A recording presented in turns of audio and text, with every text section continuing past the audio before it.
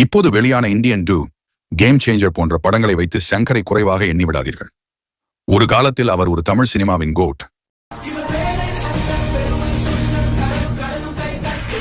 சங்கர் சென்னை சிபிடியைச் சேர்ந்த mechanical engineer, ராஜதந்திரி. விஜயின் தந்தை S.A. சந்திரசேகரிடம் உதவி இயக்குநராக பணியாற்றினார். நமக்கு தெரிந்தவரை விஜயகாந்தை கதாநாயகனாக கொண்ட சட்டம் ஒரு இருட்டறை படத்தில் விஜயகாந்தின் தொழில் வரைபடத்தை உருவாக்கியது போலவே SACG விஜயையும் நட்சத்திர அந்தஸ்தில் உயர்த்தினார். தனது பெற்றோரை கொன்றதற்காக பழிவாங்க இயங்கும் கோபக்கார இளைஞனின் பாத்திரத்தை அவர் ஏற்று சட்ட விதிகளுக்குள் அதை நிறைவேற்றுகிறார். ஆனால் ஒரு விழிப்புணர்வின் வழிமுறைகளை தேடுகிறார். அவரது கிட்டத்தட்ட அனைத்து படங்களிலும் இந்த அடிப்படை கருப்பொருள்களை மேம்படுத்த அவரை ஊக்குவித்ததில் SAC தான் அவரது உண்மையான வழிகாட்டி என்று நான் உறுதியாக கருதுகிறேன். இப்போது பின்னணி தெளிவாகிவிட்டதால் பின்னணியை மனதில் கொண்டு அவரது திரைப்பட வரலாற்றை ஆராய முயற்சிப்போம்.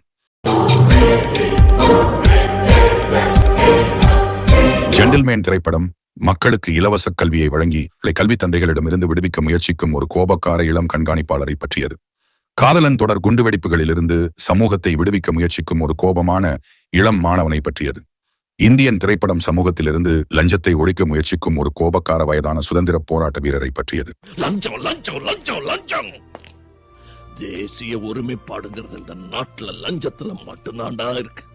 அந்நியன் படம் இந்தியாவில் பரவலாக உள்ள சோம்பல் அலட்சியத்தை ஒழிக்க முயற்சிக்கும் ஒரு கோபக்கார இளைஞனை பற்றியது.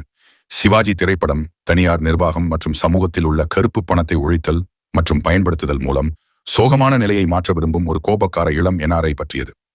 அவரது பெரும்பாலான கதாநாயகர்கள் இதேபோன்ற ஒரு கொலையால் சட்டம் ஒரு இருட்டரை போல தூண்டப்படுவார்கள். இது இதுவரை படத்தின் தோற்றத்தையே மாற்றிவிடும். இந்திரனில் தீ விபத்தில் சிக்கிய பெண், அந்நியனில் விக்ரமின் சகோதரி, பாய்ஸில் மணிகண்டன், முதல்வனில் அர்ஜுனின் பெற்றோர், இந்தியனில் கஸ்தூரி, ஜென்டில்மேன் படத்தில் வினீத் மற்றும் பல. ஜீன்ஸ், பாய்ஸ், நண்பன் மற்றும் ரோபோ ஆகிய படங்கள் ஷங்கரின் முத்திரை திரைக்கதைக்கு பொருந்தவில்லை. ஆனால் மற்ற இயக்குநர்கள் இதே கருத்தை கற்பனை செய்ததை விட அதிக பணம் செலவழித்த ஆடம்பரமான திரைப்படங்கள். அவரது ஒற்றை வரிகள் கூட விலை உயர்ந்தவை. உதாரணமாக சிவாஜியை எடுத்துக் கொள்ளுங்கள். ₹1 தெருக்களில் சிக்கித் தவிக்கும் சூப்பர் ஸ்டார் கோடிக்கணக்கான பணத்துடன் திரும்பி வருகிறார். ஷங்கர் செயல்படுவது அப்படித்தான். சமூகத்தை குணப்படுத்த முயற்சிக்கும் கோபக்கார இளம் இந்தியர் அவரது படங்களில் பல்வேறு அம்சங்களில் சுரண்டப்பட்டுள்ளார். ஜீன்ஸில் கூட இரட்டையர்கள் தங்கள் பிடிவாதமான தந்தைக்கு எதிராக கிளர்ச்சியில் எழுகிறார்கள். ரோபோ அதன் படைப்பாளரை பிடிக்க முயற்சிக்கிறது முதலியன. ஒடுக்கப்பட்ட கதாநாயகன் கிளர்ச்சியில் எழுவதற்கான ஷங்கரின் இயக்கத்தை காட்டுகிறது. ஹாரிஸ் தனது இடத்தை நிரப்பிய அந்நியன் மற்றும் நண்பன் தவிர AR ரஹ்மான் தொடர்ந்து ஒத்துழைத்து வருகிறார். வைரமுத்துவும் வழக்கமான சந்தேக நபர்களில் ஒருவர். பல்வேறு ஒளிப்பதிவாளர்கள் அவருடன் பணியாற்றியுள்ளனர். ஸ்டண்ட் நடன கலைஞர்கள் அல்லது கலை இயக்குநர்களை பொறுத்தவரை அவர் அடிக்கடி மாறி மாறி நடிக்க முயற்சிக்கிறார். எனவே அவர் பொதுவாக சிறந்தவர்களுடன் பணிபுரிகிறார் என்று சொல்வது பாதுகாப்பானது. ஆனால் அவரது மையத்தை அதிகமாகவோ அல்லது குறைவாகவோ அப்படியே வைத்திருக்கிறார். அவரது நடிகர்கள் தேர்வு சுவாரஸ்யமாக சுருக்கமாக உள்ளது. ரஜினிகாந்த் மற்றும் கமல்ஹாசன் இருவரையும் கவரக்கூடிய சில இயக்குநர்களில் ஒருவரான இவர் சர்ச்சையில் ஈடுபட்ட விஜயையும் இயக்கியுள்ளார். பொதுவாக படப்பிடிப்பு தளத்தில் அதிக வசனம் எழுதுவதில் அவர் பெயர் பெற்றவர். 2005ஆம் ஆண்டு அவர் அந்நியன் படத்தை எடுத்தபோது அது இந்தியாவின் மிகவும் பொருட்செலவில் தயாரிக்கப்பட்ட படமாகும். 2007ஆம் ஆண்டு சிவாஜி மற்றும் 2010ஆம் ஆண்டு எந்திரன் ஆகிய படங்களுடன் அவர் தனது சொந்த சாதனையை முறியடித்தார். ஜீன்ஸ் திரைப்படத்தில் வெளியான VFX தான் ஹைப் ஃபேக்டராக இருந்தது.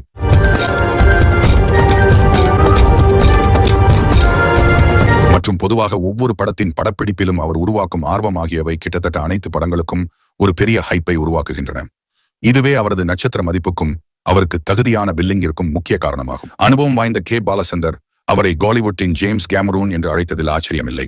இதையெல்லாம் தாண்டி அவர் தனது தொழில்நுட்ப வல்லுநர்களுக்கு நல்ல சம்பளம் கொடுக்கிறார்.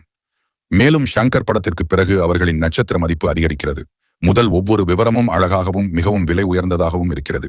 குறிப்பாக ஷங்கர் காதல், வெயில், இம்சை அரசன், 23ஆம் புலிகேசி மற்றும் ஈரம் போன்ற படங்களை தயாரித்தார். அவற்றில் பெரும்பாலும் அவரது உதவி இயக்குனரின் அறிமுக படங்கள். இப்படிப்பட்ட ஷங்கர் என்றென்றும் கோட் தான். ஷங்கர் பற்றிய உங்கள் கருத்தை காமெண்ட்ஸில் தெரியப்படுத்தவும்.